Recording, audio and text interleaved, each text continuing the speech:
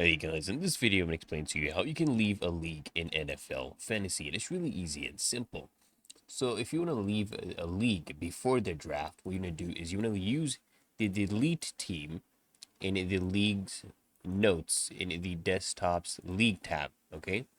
So you want to go to the league tab in the desktop website and click on a delete team. So league notes, you'll find this just below the big picture in the main screen. A league page in the browser on a desktop. You cannot do this on the mobile app. And if you want to delete the entire league as a commissioner, you want to use the delete league in the desktop's site's, manage tab. So under manage tab, you'll find this option to delete an entire league as a commissioner. Just click on delete league. So remember guys, you can also not quit after the draft.